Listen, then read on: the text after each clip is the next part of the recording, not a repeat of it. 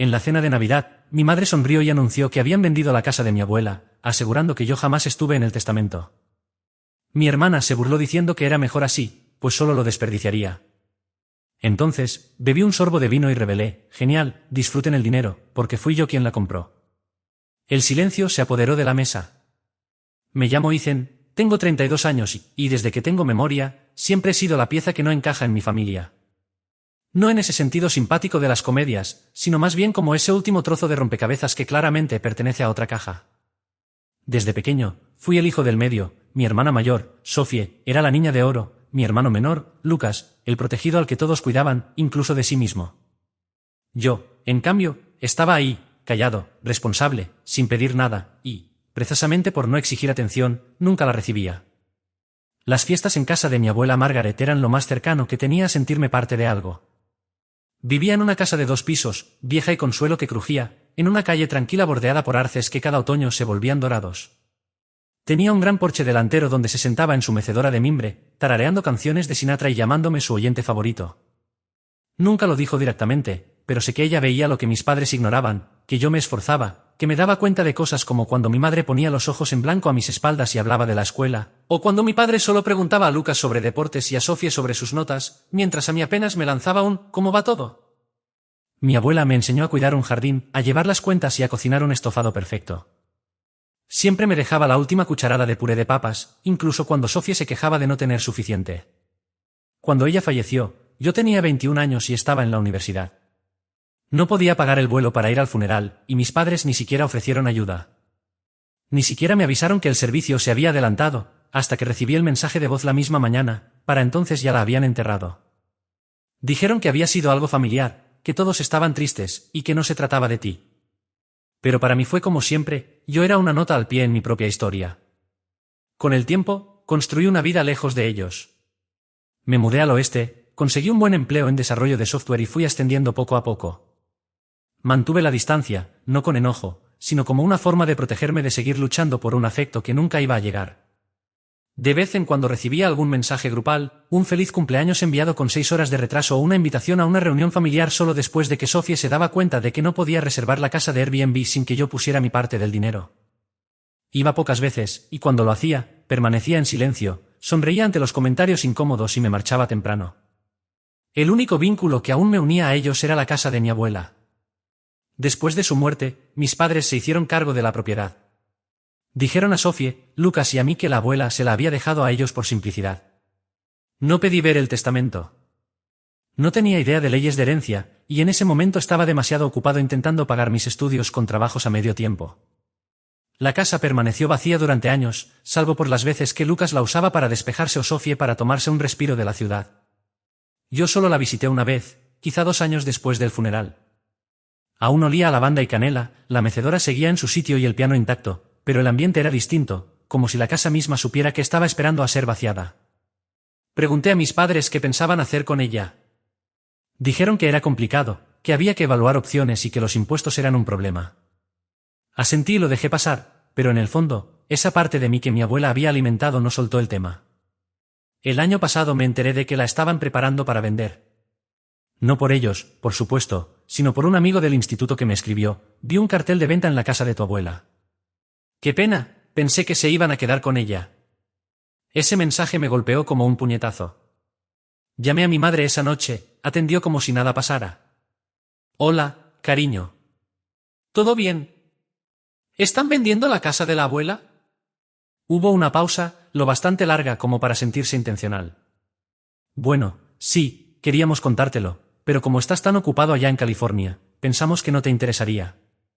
¿Qué no me interesaría? Es la casa de la abuela. Sí, pero la hemos mantenido por años, dicen. Es una carga económica y ahora el mercado está bien. No discutí, no grité. Solo respondí: está bien, gracias por avisarme. Colgué y me quedé en la oscuridad de mi habitación, mirando el ventilador girar lentamente en el techo. Algo dentro de mí cambió esa noche. No era rabia, sino claridad.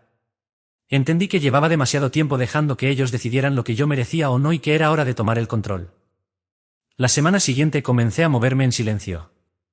Llamé a la inmobiliaria del cartel usando otro apellido, el de mi segundo nombre, Foster. Me hice pasar por un inversor a distancia y pedí una visita. Tomé un vuelo, me presenté con un blazer y recorrí la casa de mi abuela como si fuera un extraño. Sentí como se me rompía algo por dentro al ver el jardín descuidado y el papel tapiz cayéndose, aunque la estructura seguía firme. Su espíritu seguía allí, en las esquinas. Cuando la gente me preguntó si estaba interesado en hacer una oferta, respondí con una sonrisa. Mucho. No ofrecí más de lo necesario, no mezclé emociones. Utilicé una sociedad que había creado 6 meses antes para otro proyecto inmobiliario. Todo en regla. La venta se cerró rápido. Y así, la casa volvió a ser mía. Pero no dije nada. No todavía. La ocasión perfecta llegó con la cena de Navidad. Como siempre, Sofía envió el mensaje grupal a principios de diciembre, cena de Navidad en casa de mamá y papá. 7. Etiqueta formal. Tenemos grandes noticias que compartir. RSVP. Confirmé, compré el vuelo y me presenté en su puerta con traje gris oscuro y una botella de vino. Lucas abrió ya algo bebido. Vaya, si no es el fantasma de las navidades pasadas. Dentro, la decoración estaba excesiva como de costumbre, guirnaldas, luces parpadeantes y esos renos mecánicos que hacen un ruido metálico al moverse. Sofía lucía un vestido dorado de lentejuelas, copa de champán en mano y el móvil en la otra.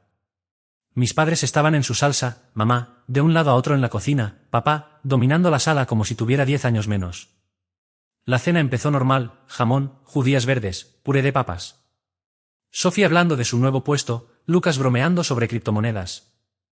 Yo permanecí cordial, sonriendo cuando tocaba. Hasta que, entre la segunda copa de vino y el postre, mi madre, casi con entusiasmo, dijo: «Ah, por fin vendimos la casa de la abuela. La semana pasada, los compradores estaban ansiosos». «Menos mal». Sofía rió, girando su tenedor. Ya era hora. Ese lugar era un desperdicio. Y dicen, bueno, él nunca estuvo en el testamento de todos modos. Dejé mi copa sobre la mesa con calma, dejando que el silencio se alargara.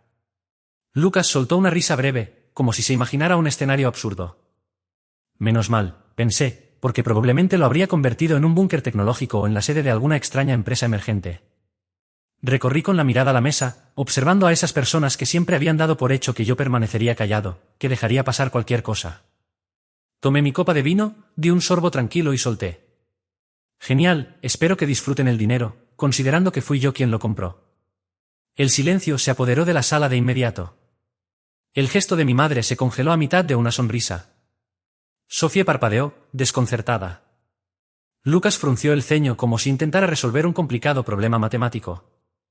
Yo, en cambio, me mantuve sereno, contemplando cómo al fin caía el telón. Nadie dijo nada al principio. El único sonido era el zumbido del calefactor y el leve tintinear del tenedor de Sofía al resbalar de su plato. No tenía prisa por romper ese silencio, quería que se quedara allí, pesado, incómodo, innegable. El tipo de silencio que hace que la gente se mueva inquieta en su asiento y cuestione todo lo que creía saber. Sofía, finalmente, soltó una risa nerviosa, como si yo hubiera contado un chiste que no entendía del todo. «¿Cómo que lo compraste?», preguntó. «Lo que oíste», respondí, dejando mi copa sobre la mesa con cuidado. «Fui yo quien adquirió la casa de la abuela a través de una empresa que me pertenece». Mi padre intervino de inmediato. «Ethan, no digas tonterías.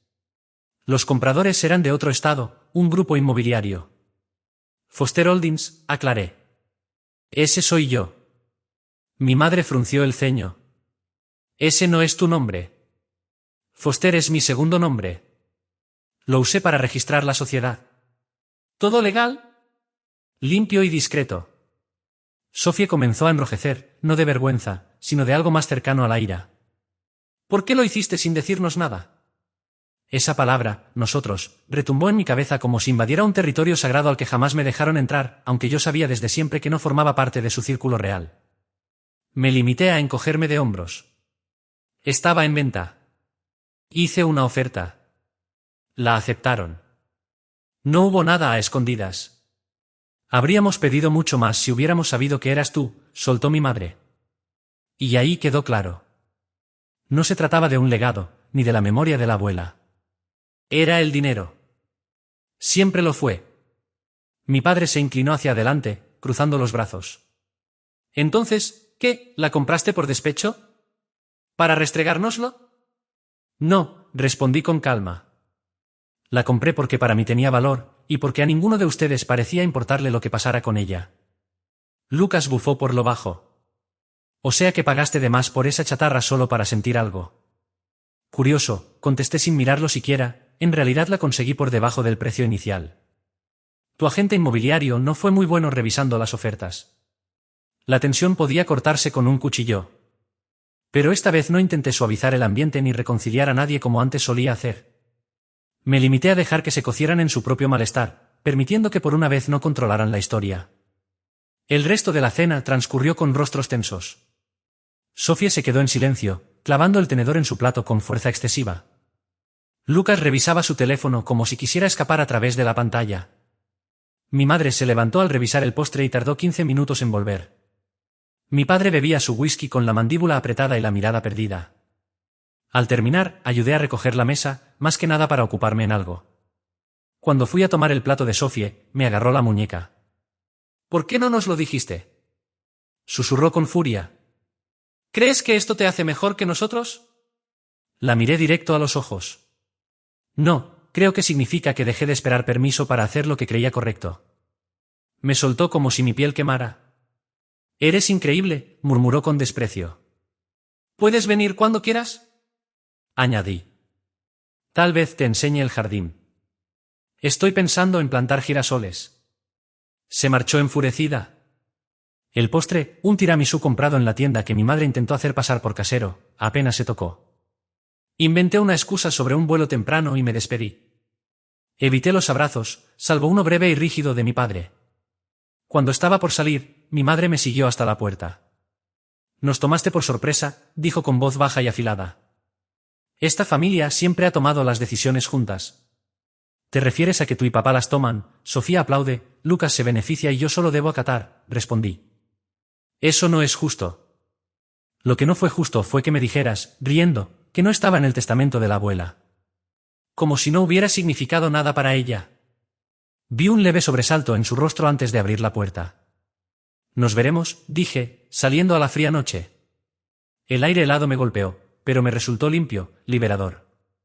De vuelta en el hotel, me dejé caer sobre la cama, aún vestido, observando el techo. No me sentía victorioso, sino inquieto, como si finalmente hubiera visto quiénes eran realmente, y me doliera no estar sorprendido. La mañana siguiente comenzó la reacción en cadena. Lucas fue el primero en escribir, mamá está furiosa.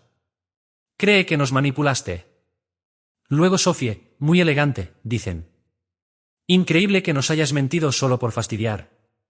Y, finalmente, mi madre, estamos decepcionados, pero no sorprendidos. Tus acciones tienen consecuencias. No esperes nuestro apoyo si algo sale mal. Me quedé mirando ese último mensaje más tiempo que los demás. Apoyo. Nunca se los pedí. Ni cuando no pude costear el funeral, ni cuando apenas lograba pagar la renta, ni cuando conseguí mi primer ascenso y nadie respondió al mensaje que envié al grupo familiar. Ellos siempre retuvieron, y ahora actuaban como si yo los hubiera traicionado. En las semanas siguientes, la situación se intensificó. Empezaron a lanzar indirectas en los chats familiares extendidos. Qué suerte que Sofía nos ayudó con todo lo de la herencia. Hay gente que solo piensa en el dinero.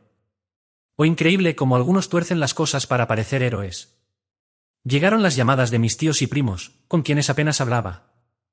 La mayoría, amables pero inquisitivos.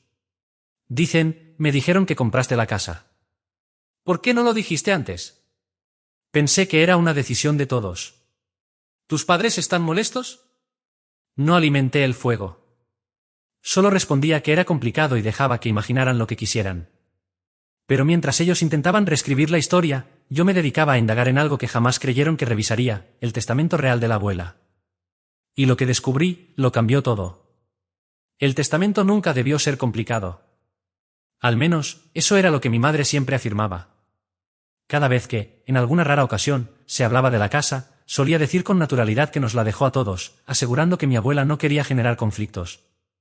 Yo, acostumbrado a que me dejaran fuera de casi todo, lo creía sin cuestionarlo, o quizás simplemente no tenía energía para indagar en aquel entonces. Pero después de aquella cena de Navidad, algo empezó a incomodarme. No podía quitarme de la cabeza la expresión de mi madre cuando me dijo, con una media sonrisa, que yo nunca había estado en el testamento. O la risa de Sophie, como si todo fuese un chiste. O la rapidez con la que vendieron la casa en cuanto empecé a hacer preguntas. Una noche, ya en mi sofá gastado, con un trago fuerte al lado y el portátil sobre las piernas, decidí investigar. No esperaba encontrar gran cosa, pero la curiosidad tiene esa forma extraña de empujarte hacia adelante, incluso cuando no sabes exactamente qué buscas. Comencé revisando los registros públicos y encontré la escritura de venta de mi abuela a mis padres. La fecha fue lo que me llamó la atención. El traspaso se había hecho 3 semanas después del funeral de mi abuela, no como parte del testamento, sino mediante un Quitclaim Deed. Aquello encendió mi primera alarma. ¿Por qué usar ese tipo de documento en vez de seguir el proceso de herencia legal? Y más aún, ¿por qué lo haría mi abuela si yo sabía que tenía un testamento? Al día siguiente, llamé a la oficina de registros del condado para preguntar por el testamento. La mujer que me atendió, con tono algo aburrido pero servicial, me indicó dónde buscar los documentos de sucesión del año en que falleció mi abuela. Y ahí estaba, claro como el agua, Margaret Davis, fallecida. Pedí una copia, 5 días después, llegó por correo. Abrí el sobre con las manos temblorosas, sentado solo en mi mesa de cocina. Mis ojos recorrieron las primeras líneas mientras sentía el corazón golpearme el pecho. Yo, Margaret Davis, en pleno uso de mis facultades mentales y de memoria, declaro que este es mi último testamento y voluntad. Podía imaginar su voz mientras lo leía. Casi la veía sentada en su viejo escritorio de roble, bajo la tenue luz de aquella lámpara de bronce. Y entonces llegué a la parte que me dejó sin aliento. A mi querido nieto, Ethan Oliver Davis, le dejo mi casa y todo su contenido, pues siempre ha valorado la historia y el corazón de nuestra familia. Confío en que sabrá preservar lo que importa. Tuve que leerlo 3 veces para creerlo. No a mamá, no a papá, no a Sophie ni a Lucas. A mí. Ella me había dejado la casa, de algún modo, yo nunca lo supe. Nunca me lo dijeron, nunca vi este documento, ni siquiera escuché una insinuación al respecto. El resto del testamento repartía otras cosas, joyas para Sophie, el viejo reloj de mi abuelo para Lucas, algunos ahorros para un refugio de animales. Pero lo de la casa no era un descuido, ni una transferencia rutinaria, era claro, directo, y me habían mentido. No omitido, mentido. Me dijeron que nunca estuve en el testamento. Se burlaron de mí en la cena, me hicieron sentir un tonto, todo mientras sabían que me estaban arrebatando algo que me pertenecía. No fue solo enojo o tristeza lo que sentí, sino una traición que se enrosca en tu interior y te vacía lentamente. Me quedé un buen rato sin moverme, con el papel frente a mí, real, sólido, irrefutable. Ella había confiado en mí, y ellos me lo quitaron. Pensándolo más, todo encajaba. La venta apresurada, que jamás me mostraran documentos, las frases de mamá sobre que la casa sería demasiada responsabilidad para ti. No era que creyeran que no me importaba, confiaban en que nunca revisaría nada, que me mantendría en silencio como siempre. Pero esta vez no. Al día siguiente contacté a un abogado. Le expliqué todo, lo que había encontrado, cómo se había transferido la casa, las fechas, el testamento. Lo revisó con calma, pero se notaba intrigado. Déjame adivinar, dijo hojeando los papeles, tus padres nunca presentaron esta versión en el proceso legal. Eso parece, respondí con la voz tensa. Él asintió lentamente. Es probable que existiera una versión anterior que dejaba todo a tu madre, y que esa fuera la que presentaron. Pero esta que tienes aquí es más reciente, con fecha de apenas un mes antes del fallecimiento de tu abuela. Eso la hace legalmente vinculante. Si logramos demostrar que este fue su último testamento y que el Quitclaim Deed se firmó bajo falsos pretextos, sí, tienes un caso. ¿Un caso? La palabra resonó en mi cabeza. No sabía si quería una batalla legal. No se trataba de recuperar hasta el último centavo, sino de lo que aquello significaba, como me habían borrado de mi propia historia, de mi herencia, y lo tranquilos que se sentaron en aquella mesa festiva riendo como si yo no importara. Desde entonces, dejé de responder a los mensajes del grupo familiar. Ignoré las llamadas pasivo-agresivas de Sophie. Lucas intentó actuar como mediador con mensajes del tipo, solo necesitan hablarlo, o, mamá está estresada, no empeores las cosas. No contesté ninguno. En lugar de eso, volví a la casa. Mi casa. Era principios de primavera, el césped aún recuperándose del invierno. La pintura se descascaraba, el porche crujía, pero era mía. Al pisar la propiedad, sentí una calma firme, tan inevitable como la gravedad. Abrí la puerta, caminé por el pasillo y entré en el estudio. Allí estaba el escritorio donde probablemente mi abuela escribió el testamento, con la lámpara aún en su lugar, cubierta de polvo pero intacta. Encendí mi portátil y comencé a escribir, no a mi familia, sino a la oficina del abogado de la herencia. Tenía más preguntas. Si habían falsificado documentos una vez, ¿quién me aseguraba que solo fue por la casa? La traición no golpea de golpe, se filtra poco a poco, como una gotera silenciosa que, sin que lo notes, pudre lo que hay debajo. Así fueron las semanas siguientes. No se lo conté a nadie, ni a mis amigos más cercanos, ni a la mujer con la que salía ocasionalmente, ni siquiera al compañero de trabajo que una vez me puso como contacto de emergencia tras un accidente. No sabía cómo explicarlo. Como decir que tu familia te robó la herencia, te mintió a la cara y luego se burló de ti por no estar incluido en algo que, desde el principio, fue tuyo. No lloré, no al principio. Pero algo dentro de mí empezó a desconectarse. Como si mi instinto emocional se hubiera apagado para proteger lo poco que quedaba de mi confianza en el mundo. Asistí al trabajo, respondí correos y estuve presente en reuniones, aunque en realidad mi mente no estaba allí. Evitaba almorzar con mis compañeros, dejaba que las llamadas fueran al buzón de voz y pasaba los días con una precisión mecánica, como una sombra de mí mismo. Entonces llegó la llamada. Era mi madre otra vez. No sé por qué contesté, quizá por curiosidad de escuchar qué mentira inventarían esta vez.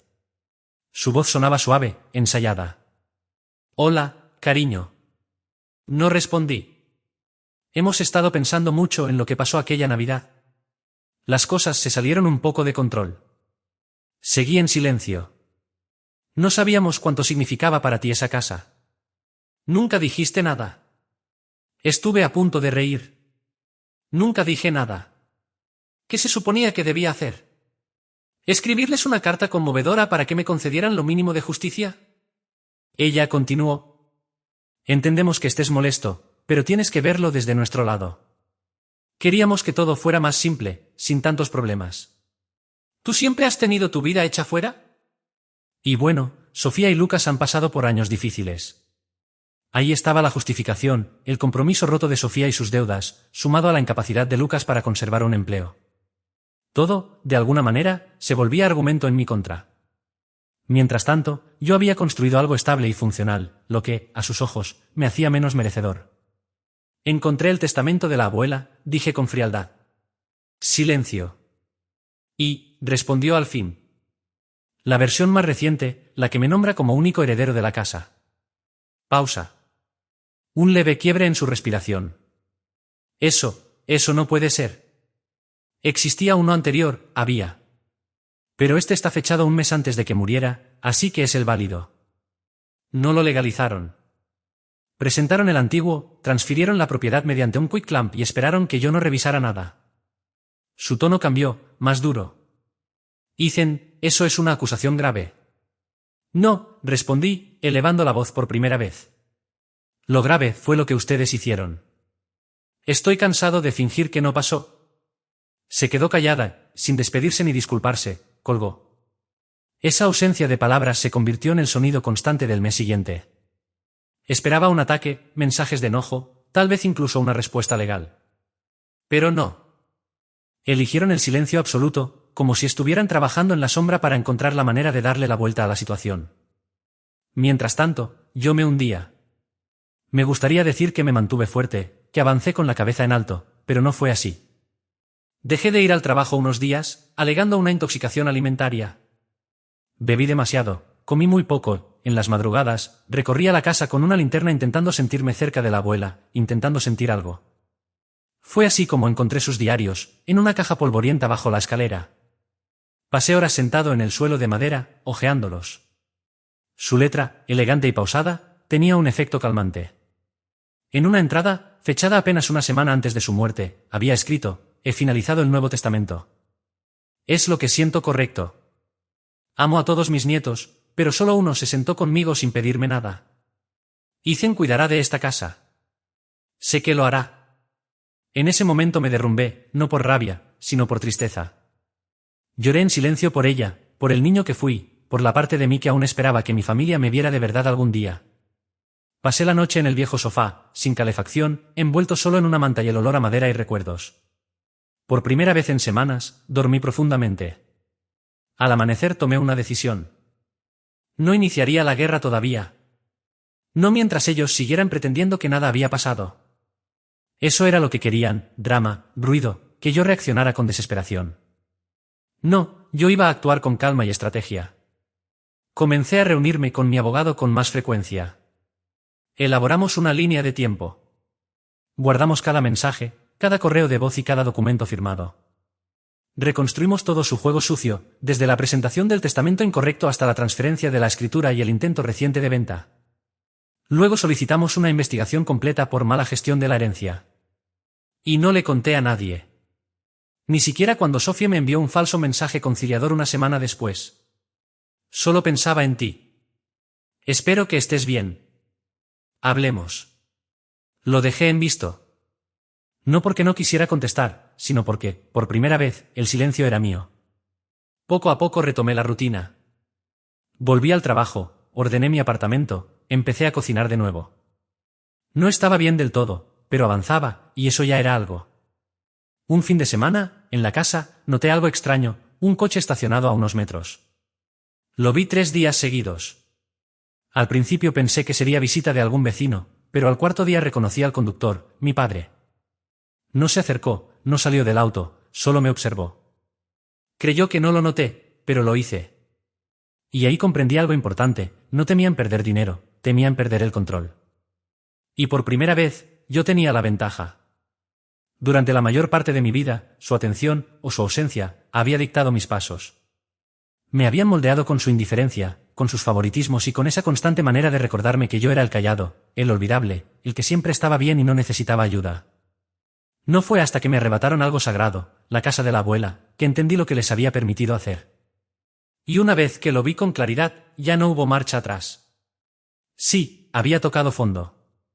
Pero desde abajo se ve todo con nitidez, y yo estaba listo para escalar. El primer paso fue recuperar espacio, no solo el físico, sino el mental. Eliminé el chat familiar, bloqueé a Sofía y Lucas en redes sociales y establecí límites claros con otros parientes. Cuando mi tía Teresa me envió un tibio "espero que estés bien, tu madre está muy afectada", no respondí. No debía explicaciones a nadie, que hablaran, que inventaran. El segundo paso fue restaurar la casa. Se convirtió en mi proyecto, en algo donde volcar mi energía. Pedí unas semanas libres, no tanto por salud mental, aunque seguramente lo necesitaba, sino para ponerme manos a la obra. Contraté a un constructor para reparar grietas y filtraciones. Consulté a una diseñadora de interiores especializada en casas históricas y encontré un viejo álbum de fotos de mi abuela en un armario del pasillo. Cada detalle, cada mueble, cada color, lo devolví a la vida con un propósito. Los vecinos comenzaron a notarlo. Algunos, que la recordaban, se acercaban a contarme historias. La señora Valente, que vivía enfrente, me llevó pan de plátano y dijo: «Tu abuela estaría orgullosa de lo que estás haciendo aquí. Hablaba mucho de ti». Por primera vez en mucho tiempo, yo también me sentí orgulloso. La casa ya no era solo una vivienda. Se había convertido en un símbolo, una declaración silenciosa de que podía construir algo propio. Ya no era el hijo del medio olvidado ni el personaje secundario. Era el protagonista de esta parte de mi historia, el arquitecto de este capítulo. Mientras mi abogado continuaba investigando, fue descubriendo detalles que solo hacían más profundo el sentido de traición que ya sentía. Resultó que mi abuela había modificado su testamento no una, sino 2 veces en su último año de vida. La primera modificación eliminó a Sofía como ejecutora secundaria. La segunda, fechada apenas 10 días antes de su fallecimiento, excluía por completo a mis padres de cualquier control sobre su patrimonio y nombraba como albacea a un miembro independiente de su congregación en la iglesia. Sin embargo, ese hombre había muerto un mes antes que ella, y mis padres aprovecharon esa confusión para actuar a su conveniencia. Jamás mencionaron la existencia de esa última versión. En su lugar, presentaron la copia más antigua que pudieron encontrar. Falsificaron la firma de mi abuela en un documento de cesión rápida de propiedad y se aseguraron de que todo el patrimonio pasara tranquilamente a sus manos. Era un fraude evidente.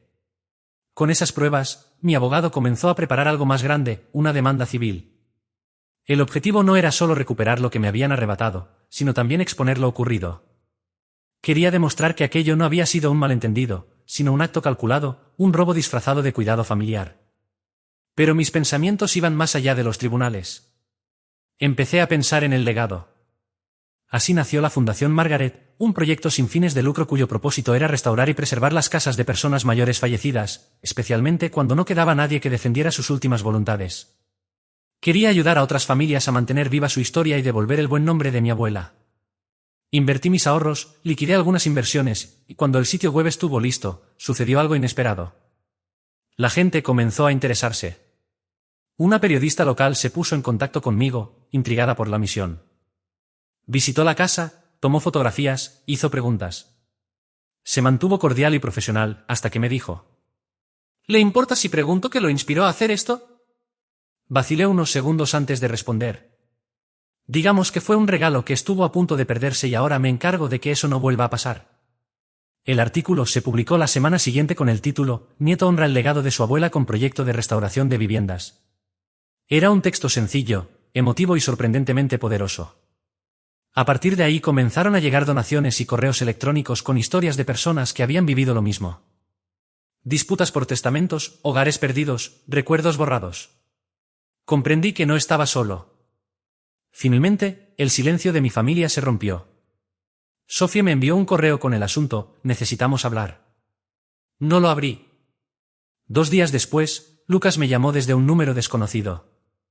Contesté por curiosidad. Vamos, hermano, esto se está saliendo de control. Me dijo. Ah, sí. Respondí. ¿Te refieres a que estoy arrastrando el nombre de la familia por el barro? Todos hablan de ese artículo. Yo no nombré a nadie. Si la gente asume cosas, quizás sea porque ustedes dieron motivos. ¿De verdad vas a demandar a mamá y papá después de todo? Casi me reí. ¿Después de todo?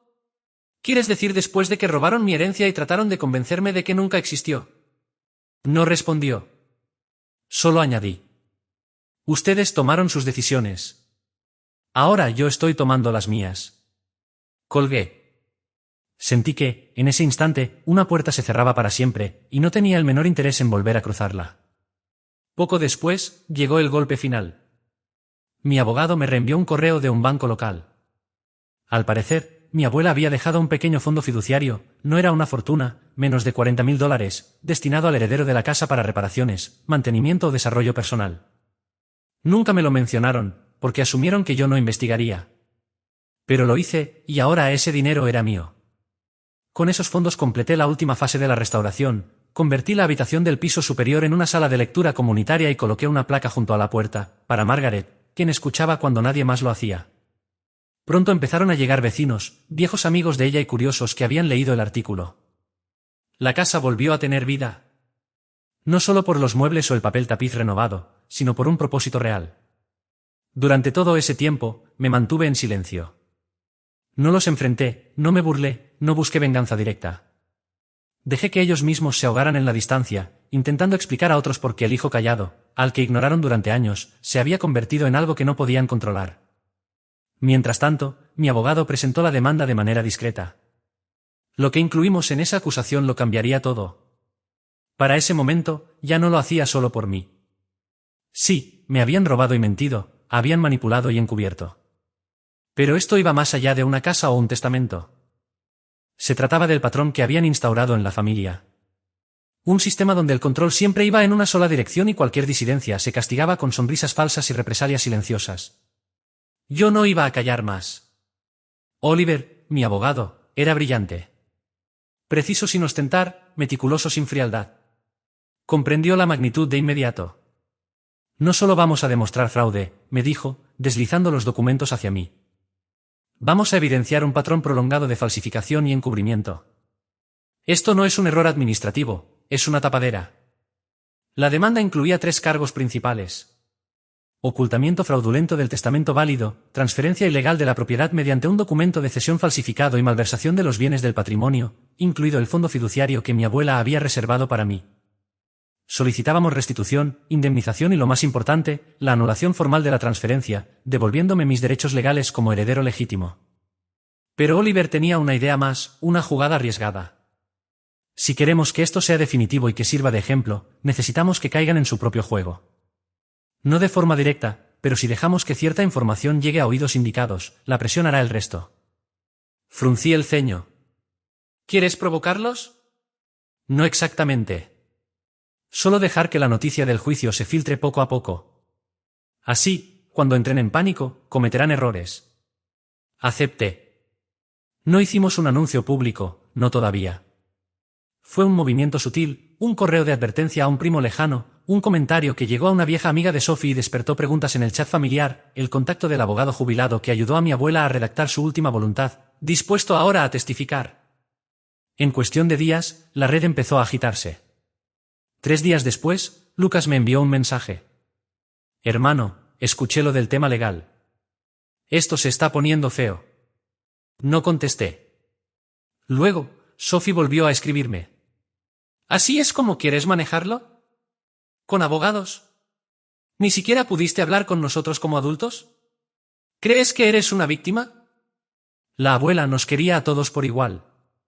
Le respondí con frialdad. Si eso fuera cierto, no la habrías ocultado hasta el final. Ya terminé con este juego, Sophie. Nos veremos en el tribunal. 1 hora después recibí una llamada desde un número bloqueado. Era mi padre. Su voz sonaba baja y cortante. Solo voy a decir esto una vez, detente. No tienes idea del daño que estás causando. Claro que lo sé, contesté con calma. Por primera vez, lo entiendo perfectamente. Hubo un silencio breve antes de que dejara caer la máscara. ¿Crees que esto te hace parecer noble? Te hace ver débil, rencoroso y mezquino.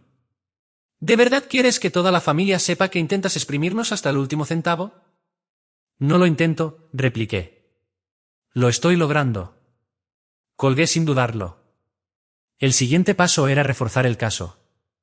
Contacté con la iglesia de mi abuela y hablé con una mujer llamada Linda, quien solía coordinar al grupo de voluntarios los domingos. Me recordó perfectamente y también recordó a mi abuela y una conversación en la que ella le confesó que había modificado su testamento para asegurarse de que yo, Ethan, recibiera la casa. Según dijo, yo era el único que no la convertiría en un alojamiento turístico. Linda aceptó hacer una declaración por escrito. Después localicé a su contable. En los meses previos a su fallecimiento, mi abuela había llevado sus registros financieros con más detalle que nunca. Su contador, un hombre mayor llamado Raymond, se sorprendió al saber que la casa había sido transferida tan rápido tras su muerte. Recordaba que mi abuela había sido muy clara respecto a su voluntad. Todo debía pasar por los canales legales correspondientes. Incluso me entregó una copia de un correo electrónico que ella le envió una semana antes de morir, resumiendo los puntos clave de su plan patrimonial, donde especificaba, la casa será para Ethan. Ya se lo he dicho a la familia. Espero que lo respeten. Pero, por si acaso, he blindado los documentos legales. Esa última frase me revolvió el estómago. Ella sabía que intentarían algo. Le entregué el correo a Oliver, mi abogado, y lo añadió al expediente. También solicitamos una citación judicial para la notaria que supuestamente había validado la escritura rápida de transferencia. Ahí fue cuando todo se puso interesante. La notaria, una mujer llamada Patricia, negó haber firmado cualquier documento relacionado con la propiedad de mi abuela y presentó un registro que demostraba que no había trabajado el día en que supuestamente se había autenticado la escritura. Era un caso evidente de falsificación. Oliver sonrió al verlo. Con esto solo podríamos acabar con todo. Pero no quiero que simplemente termine, quiero que deje huella. Añadimos una petición formal para reabrir el proceso de sucesión, invalidar la escritura fraudulenta y transferir retroactivamente la titularidad legal a mi nombre, junto con una solicitud de sanciones. No me detuve ahí.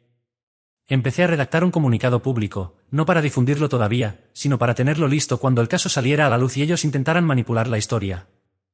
Escribí sobre lo que significaba esa casa para mí, sobre mi abuela, sobre lo que se siente ser borrado por las personas que se supone deberían amarte, y sobre cómo no iba a permitir que eso sucediera otra vez. Para rematar, di un último paso, lancé la primera gran iniciativa de la Fundación Margaret, la Beca Davis para Planificación Patrimonial Ética, un premio de $10.000 para familias que se comprometieran con procesos de herencia transparentes y justos, documentando sus historias para educación pública. Lo publiqué en la web de la Fundación de forma discreta y profesional, pero me aseguré de que Sofía lo viera.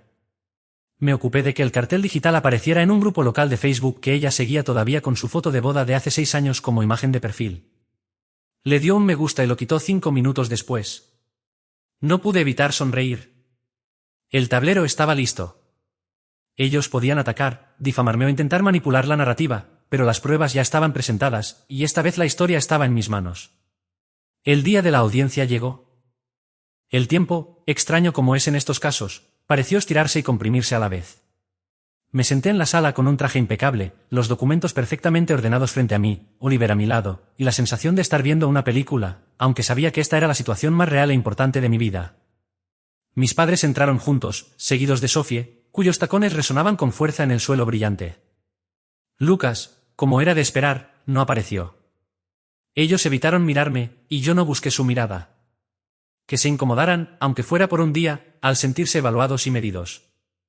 La jueza, una mujer serena de mediana edad, con gafas en la punta de la nariz y tolerancia cero para el drama, resultó perfecta para el caso.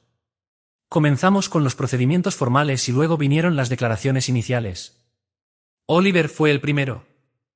Presentó todo de forma clara, meticulosa e incuestionable. Demostraremos, su señoría, que Ethan Davis no solo fue designado como único beneficiario de la propiedad de su abuela, sino que este hecho fue ocultado deliberadamente por sus padres, quienes presentaron un testamento obsoleto y ejecutaron una escritura falsificada para quedarse con la casa. Esto no es un malentendido, es un fraude intencional. El ambiente en la sala cambió. El abogado de ellos, un rostro que recordaba de un anuncio local mediocre, intentó minimizarlo todo, alegando que no hubo mala intención, sino confusión en un momento difícil. Oliver lo dejó hablar. Presentamos nuestras pruebas, el testamento, el fideicomiso, el correo electrónico del contador, el registro de notarización que demostraba la falsificación, el testimonio de Linda sobre la conversación con mi abuela y la declaración de Raymond, guiando a la corte por el correo que había recibido días antes del fallecimiento. La pieza final fue Patricia, bajo juramento, negando haber participado en la firma de la escritura. Oliver miró a la jueza y dijo, «Su señoría, no hablamos solo de un engaño. Estamos ante un intento coordinado de borrar los derechos legales de mi cliente y apropiarse de un bien que solo volvió a sus manos porque tuvo que recomprarlo en el mercado abierto después de que se lo arrebataran». En ese momento, mi madre parecía haber envejecido 10 años en un solo día. Su cabello estaba recogido con tanta fuerza que parecía tensar su rostro y el labial se agrietaba en las comisuras de sus labios. Evitaba mirarme. Mi padre, con los brazos cruzados y la mandíbula apretada, parecía creer que su mirada severa podría borrar la realidad. Sophie parpadeaba con frecuencia, como si sus lentes de contacto hubieran decidido fallar en ese instante. Intentaron justificarlo como un malentendido, diciendo que no comprendían bien los aspectos legales y que solo habían hecho lo que creían que Margaret hubiese querido. Fue entonces cuando Oliver se levantó y pidió permiso para presentar una copia de una carta manuscrita encontrada en el diario de mi abuela. Era para mí. En un fragmento decía, «Ethan, si estás leyendo esto, espero que todo haya salido como planeé. Pero si no es así, si intentan quitarte lo que es tuyo, recuerda que el mundo no entrega el poder. Hay que recuperarlo, con calma y sin ruido, como lo haría un Foster». El silencio fue absoluto. Podría haberse escuchado caer un alfiler. La jueza decretó un receso. Al reanudar la sesión, no perdió tiempo. Falló a nuestro favor en todos los puntos. Restituyó el testamento, declaró fraudulenta la escritura original y validó la venta a mi empresa ficticia, pero con una orden de restitución por el valor de mercado más daños y perjuicios. Mis padres fueron obligados a devolver una suma considerable al patrimonio. Al parecer, falsificar documentos legales no es algo que se tome a la ligera. Y, como un golpe de ironía perfecto, el fondo fiduciario que mi abuela había creado para reparaciones y conservación no solo fue protegido, sino aumentado. La Corte ordenó que se asignara una compensación adicional a la Fundación Margaret como parte de la sentencia, reconociendo la importancia de preservar la herencia familiar. En ese instante comprendí que lo habían perdido todo, la casa, el dinero, el control, y lo que más les dolía, la narrativa que habían construido. No necesité alzar la voz ni humillarlos públicamente, dejé que los hechos hablaran por sí mismos. Cuando el juicio terminó, recogí mis documentos con calma. No se acercaron. Sophie me lanzó una mirada prolongada, mezcla de ira y desconcierto, y luego salieron en silencio. Me quedé unos minutos más sentado, asimilando lo ocurrido. Oliver me dio una palmada en el hombro y comentó: «Una gran declaración, Ethan. Ella me dejó el camino trazado». «Solo tuve que seguirlo», respondí. Aquella noche regresé a la casa, la misma que ellos habían asegurado que nunca sería mía. Recorrí cada habitación, pasé la mano por la baranda que ella solía sujetar, y me quedé en el porche donde tantas veces se sentaba a balancearse durante horas, con un vaso de limonada y un crucigrama. Cuando cayó el sol, encendí la luz del porche y abrí la puerta principal. No era para ellos ni por reconciliación, sino por la comunidad. En las semanas posteriores al veredicto, las consecuencias llegaron lentamente pero con fuerza. El rumor se propagó rápido. Tal vez fue por el artículo local titulado El último deseo de una abuela, una batalla legal por su legado, o quizá por el propio intento de mi familia de controlar la historia, repitiendo excusas sin fin. Sea como fuera, la verdad salió del juzgado y se instaló en salas de estar, bancos de iglesia y mesas de brunch en todo el pueblo. Parientes lejanos comenzaron a contactarme, no con apoyo, sino marcando distancia. Daniel, mi primo, me llamó para decir: siempre me pareció raro lo rápido que vendieron la casa. Lo siento, debí preguntar más. Mi tía Teresa me envió un extenso mensaje pidiendo disculpas, aunque en realidad trataba de culpar a mis padres. ¿Sabes cómo se pone tu madre cuando está estresada?, escribió. No respondí. No buscaba disculpas, observaba cómo la red de mentiras se deshacía hilo por hilo. Mi madre tuvo que renunciar al consejo comunitario que presidía desde hacía años, ya que los miembros no querían relacionarse con alguien implicado en un fraude patrimonial. El negocio de planificación de bodas de Sophie sufrió un golpe. Un cliente canceló tras leer el artículo y otro pidió la devolución de su dinero. Ella publicó una historia vaga en Instagram hablando de cancel culture y traición familiar, pero solo provocó más dudas.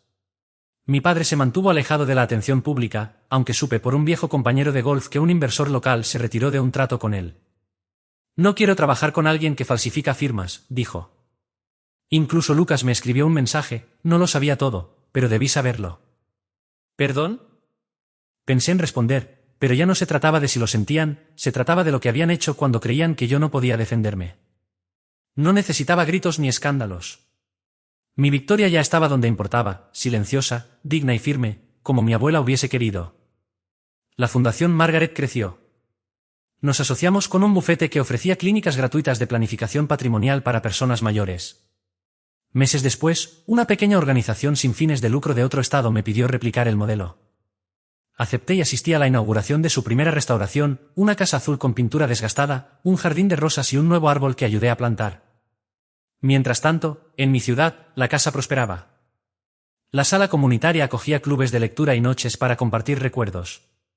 Vecinos dejaban cartas, flores y fotografías antiguas de mi abuela en eventos del barrio. Su legado ya no estaba atado al pasado, estaba vivo.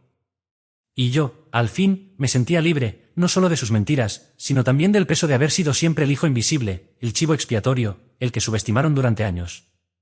En el primer aniversario del fallo, decidí abrir nuevamente el porche de la casa para un encuentro íntimo.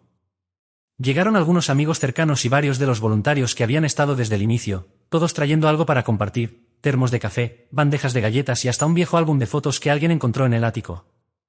En un rincón, un tocadiscos reproducía suaves melodías de Frank Sinatra, como si la voz de mi abuela estuviera presente en cada nota.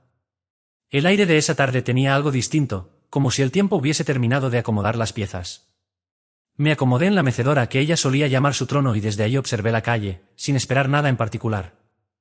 Fue entonces cuando vi un coche acercarse lentamente.